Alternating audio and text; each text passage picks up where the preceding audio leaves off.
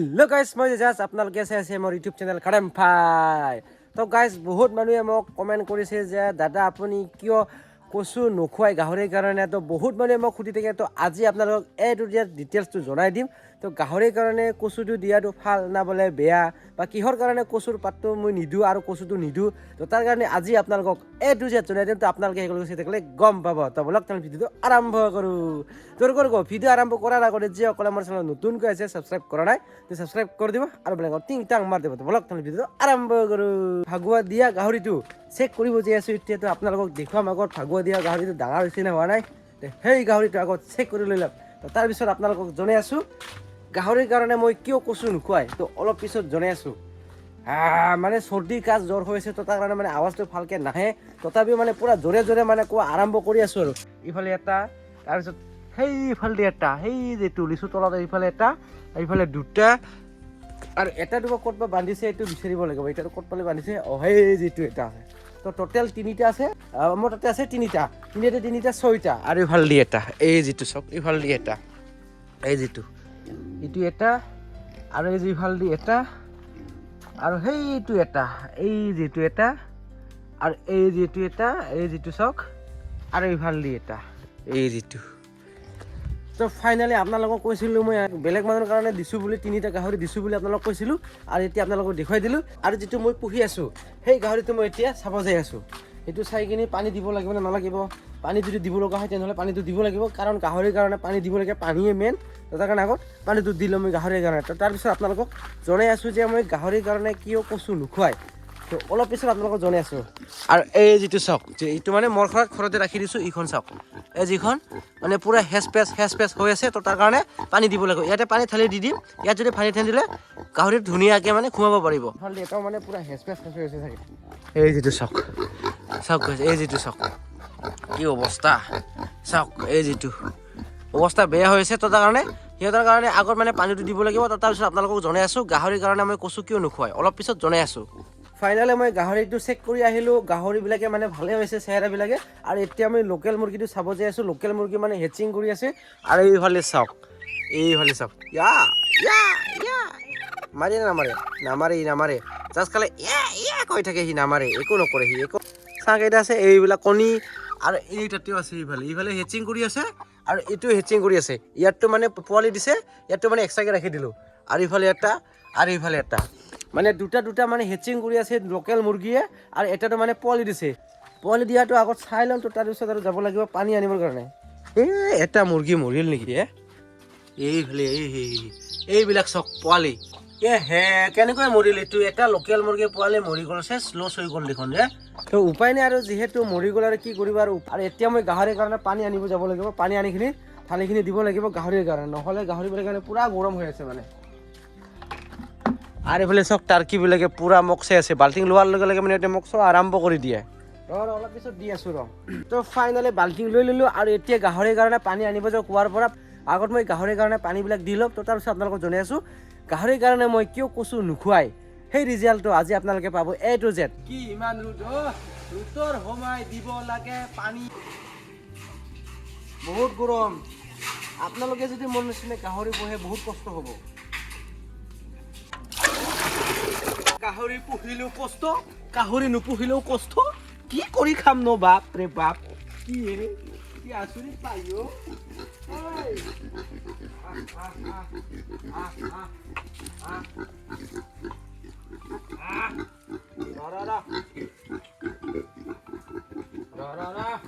এতিয়া বাজল 12টা আৰু 12টা সময়ত পানী দিব লাগে আৰু ইফালে গাহৰিবিলাক অৱস্থা চাবলৈ দেহাবিলাক মানে পুৰা অৱস্থা বেয়া হৈ গৈছে গৰমৰ কাৰণে তাৰ কাৰণে পানীটো আগত ঢালি দিম পানী দিয়াৰ লগে লগে দিয়া গাও ধোৱা আৰম্ভ কৰি দিব গাহৰিক মানে এনেকুৱা পানী ঢালি দিব লাগে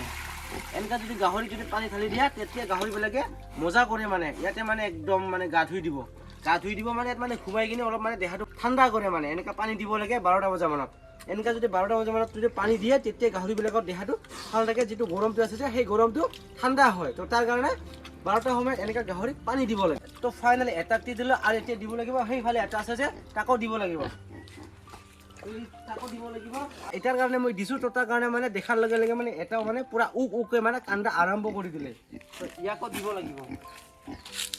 ইয়াকো দিব লাগিব পানী তো ফাইনালি ইয়াকো পানী দি দিলোঁ আৰু এতিয়া সিও মানে পূৰা মানে একদম পানীত সোমাই দিব আৰম্ভ কৰি দিব মানে একদম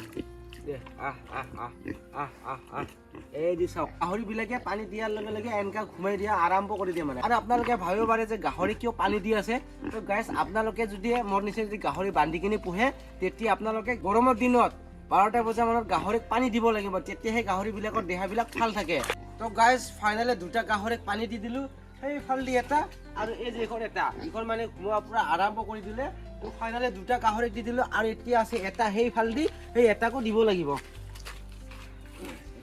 কৰি আছে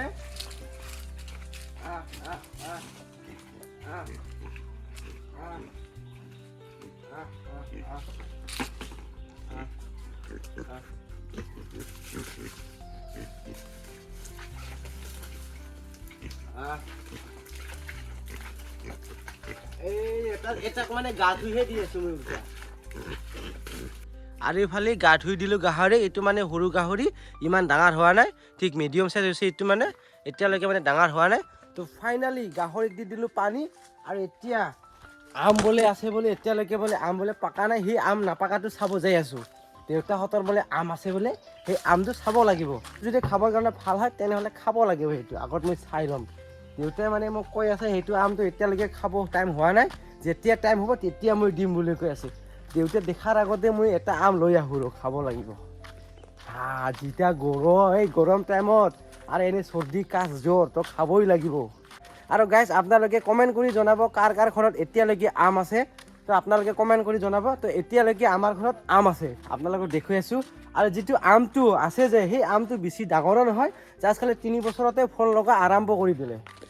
আৰু এইফালে চাওক এই যিটো এতিয়ালৈকে আমটো আছে আমাৰ ঘৰত এই যিটো চাওক এই যিটো এটা আৰু এইফালেদি এটা আৰু এই যিটো এটা 5-6টামান আছিল আমটো কিন্তু আমি কেইটামান খালোঁ আৰু এতিয়ালৈকে কাঁচাই আছে এই যিটো চাওক কাঁচাই আছে সেইফালেদিও কাঁচা এইটোও কাঁচা আৰু এই যিটোও কাঁচা পূৰা চাওক গাইজ এই যিটো আমৰ গছটো ইমান ডাঙৰ হোৱা নাই 3 বছৰতে ফল লগা আৰম্ভ কৰি দিছে এইখন আমৰ গছটো আনিখিনি গাড়িছিলোঁ মেঘালয়ৰ পৰা আৰু মেঘালয়ৰ পৰা যিটো আমাৰ মামা আছিল যে সেই মামাহঁতৰ ঘৰৰ পৰা এইখন আম গছটো আনিখিনি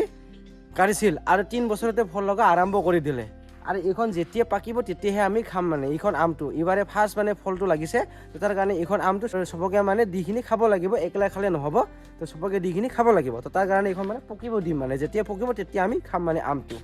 এইফালে চাওক আম যিসকলে মিষ্টি টেঙা ঘৰত নাই খাব যদি মন গৈছে আহিবি দি আমাৰ ঘৰত মিষ্টি টেঙা লৈ যাবি আৰু বিন্দাছকৈ খাব পাৰিব চাওক চাৰিওফালে মিষ্টি টেঙা একদম টেঙাই টেঙা টেঙাই টেঙা টেঙা শাক চাৰিওফালে চাওক আপোনালোকক এতিয়া কম যে গাহৰিৰ কাৰণে মই কচু দি কিয় নোখোৱাওঁ আৰু ইফালে চাওক চাৰিওফালে কচু